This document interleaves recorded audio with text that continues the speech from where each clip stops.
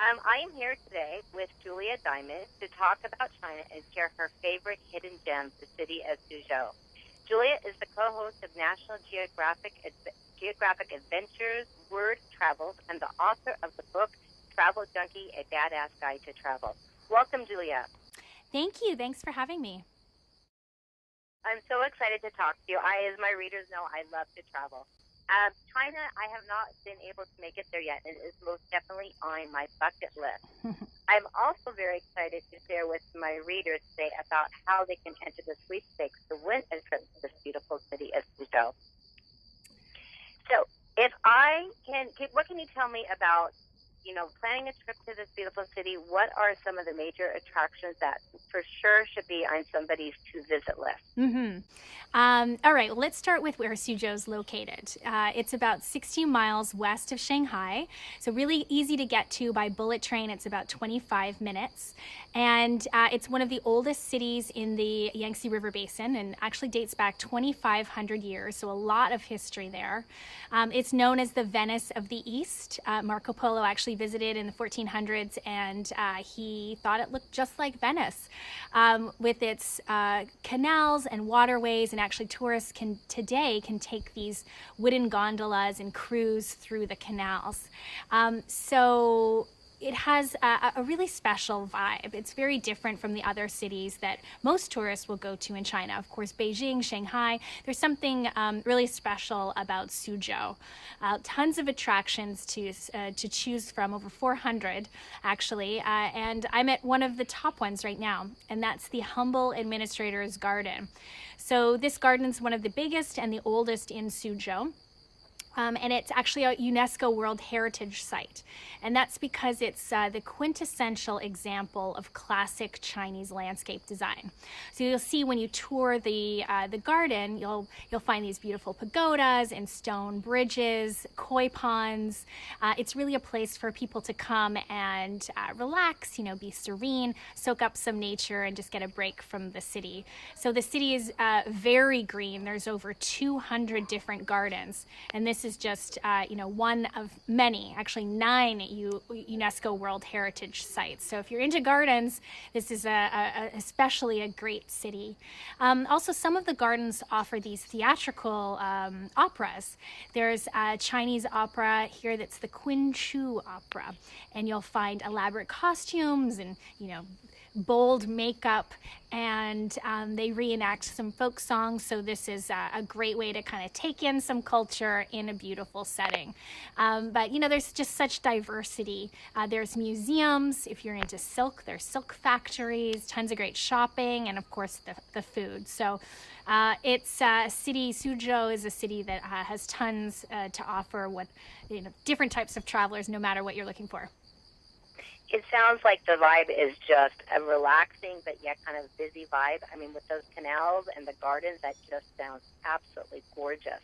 You'd mentioned the food. What is the cuisine like in Suzhou? Well, the cuisine is very similar to Shanghai cuisine, but they say it's a little sweeter.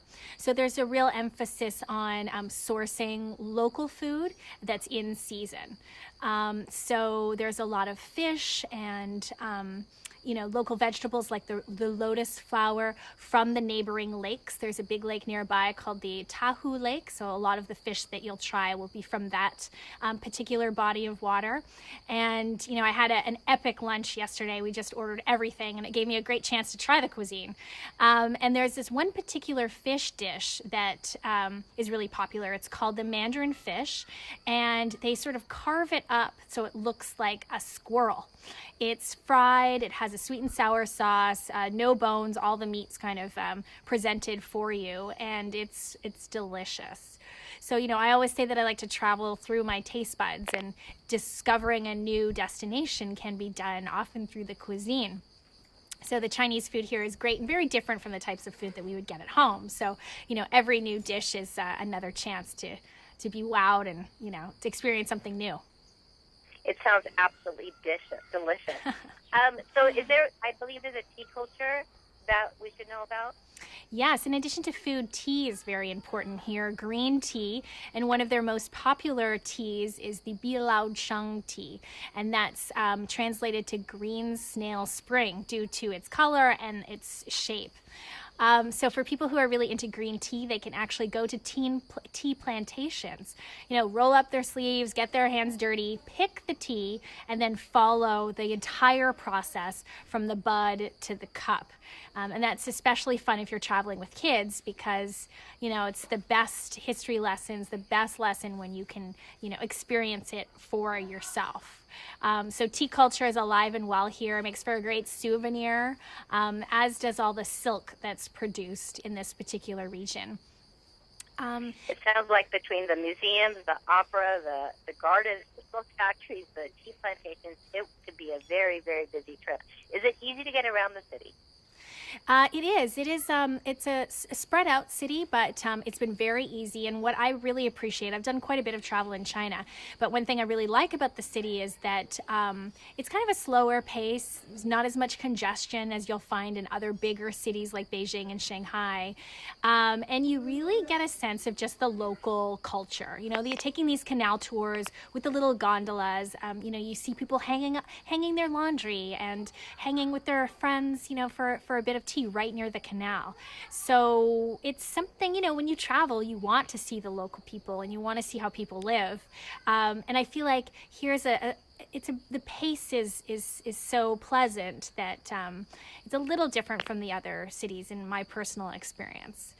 So Suzhou is, definitely a spot that you want to add amongst the itinerary to the other major cities. Right. Well, I am a teacher, and I've got 6 kids, so whenever I travel, I am traveling on a budget. Yes. So how is it that someone can get to Suzhou on a budget? Do you have any good tips for us? Yeah, well, now is a really good time to travel to China because of the exchange rates and the change in global markets. Those fluctuate. So that makes our U.S. dollar stronger. So now is a good time to visit.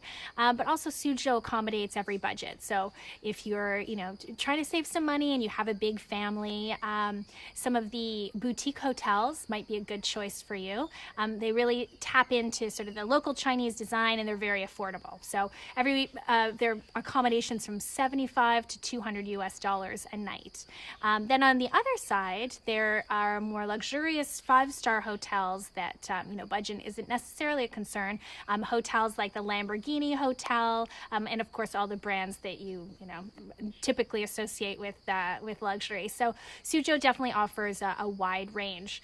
But, the food, for example, going back to that, because obviously, I'm a big foodie.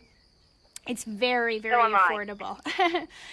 So, strolling down the historic streets, Pingzhong Street was one that we checked out. The food's very affordable. There are stalls selling dumplings, so you and your family could just, stroll around and pick up and try different things and not break the bank. Does sound like some great tips. And yes, as I said, I'm a foodie as well. Well, I would love to hear more about how my readers and my viewers can enter the sweepstakes to win this trip. Because This sounds like a wonderful, wonderful, exciting opportunity. It is, yes. Travel to Suzhou is giving away 9 trips for you and a guest. It's all expense paid, accommodations, flights, activities, food.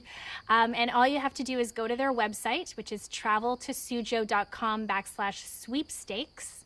And you fill out the application, and that will enter you to win one of the 9 trips that they're giving away. So I definitely urge you, your family, all your readers to enter and win a free trip to China. That sounds wonderful. And I guess the link is going to go live September 21st is the date that I have, so I'll be reminding my readers about that. Yes. But yes, good luck to lots of people, and hopefully one of my readers will win a trip. Absolutely. That would be very exciting. And thank you so much, Leah, for taking your time and sharing with us your favorite hidden gem there, the city of Suzhou. Absolutely. My pleasure. Thank you. And have a wonderful evening. You too.